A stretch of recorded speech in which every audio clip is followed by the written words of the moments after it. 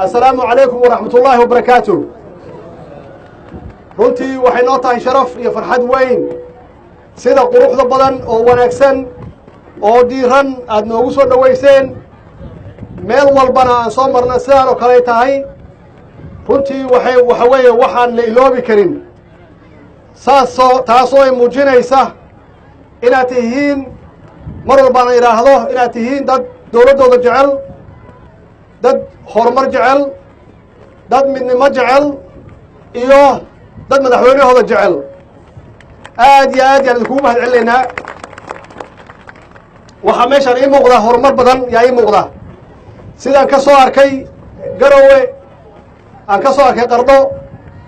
aan ka soo arkay magaalooyinkii guud ahaan aan soo maray iyo tanoo hadda ugu dambaysa oo boosaaso ah waxaa ka muuqda horumar aad iyo aad loogu farxo hadday noqoto jidad hadday noqoto horumar kale waxaan arkaa runtii dowladdiina puntland inay howl wanaagsan idiin qabatay adeeg wanaagsan idiin qabatay waana ku mahadsan yahay madaxweynihiina cabdiweli maxamed cali gaas waan ku mahadsan yahay annagoo hadda nimidna insha allah waxaan rajaynaynaa inaan adeeggaas wax ku darsanno oo aan wax keenno oo wax laidin soo gaarsiiyo maxaa yeele cadaaladdaa ku jirta in dalkao dhan wax alla wixii aan u hayno aan soo gaarsiino adeega cadaaladdaa ku jirta insha allah wixii hadda ka dambeeyana waa soo noqonaynaa waxaan ka baqaynaa inaad tidhaahdaan martidan soo noqod badana sida wanaagsan aad noo soo dhowayseen runtii waxay indhaha u furaysaa dad badan oo soomaaliyeed bacdamaa aanan hore loo soo gaari jirin oo la lahaa dadku waa ka fog tihiin dalka waa ka fog tihiin laakiin waxaa jiray daldhaweeye jid dheer aan soo qaadnay oo aanan waxba tabinba innaba ha yaraatay intaan soo soconnay jidkaas dheer iskama dhicin sidaas inuu ahaado muddo 27 sano markii dowladdii dhexe ka baxday meesha waxaa lagu hayay dayactir yaa lagu hayay oo hadda mar walba aan soo arkaynay dowladda hadda joogta oo idiin joogta inay faraha ku hayso dayactirkeeda insha allah dalka intiisa kalena oo burburka galay oo jidadkii xumaaday inaan iyada naftiga soo celinno oo aan soo gaarsiino jidadkan dheer oo aan aragnay oo inaba ha yaraatee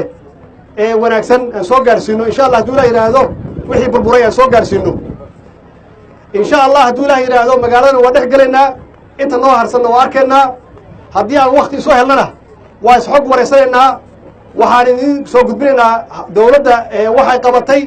iyo waxa aan qaban doono mustaqbalka soo socda idinkana waxaan rabaa inaan idinka dhagaysto waxa baahidiinu tahay waxa dareenkiinu yahay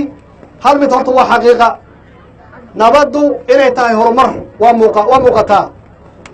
dalka oo dhanna wuxuu u baahan yahay nabad taasaa waxaan mar walba nidhaahnaan ku soo celinaa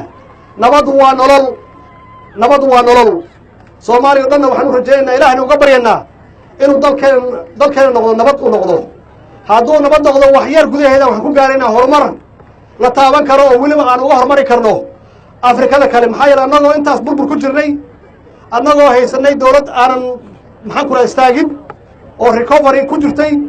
inaan aragno horumar intaas la-eg oo ay keentay sida aan maqlaayo waxaa la yidhahda isku tashi oo dhexdiinna ah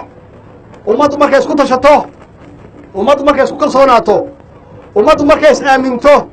waxaa ka soo baxa waxa aan haysanno waxaad haysataan yaa ka soo baxa taas oo ballaaran weeye waxaan doonayno meel walba inaan gaarsiinno inaan isku tashanno inaan is aaminno inaan walaalowno inaan midowno intaas way waxaan fariinta maanta idin hayo iyo weliba taasoo lagu daray horumar iyo dib u heshiisiin lagu daray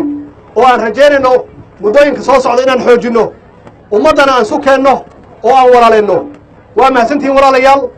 assalaamu calaykum waraxmat ullaahi wabarakaatu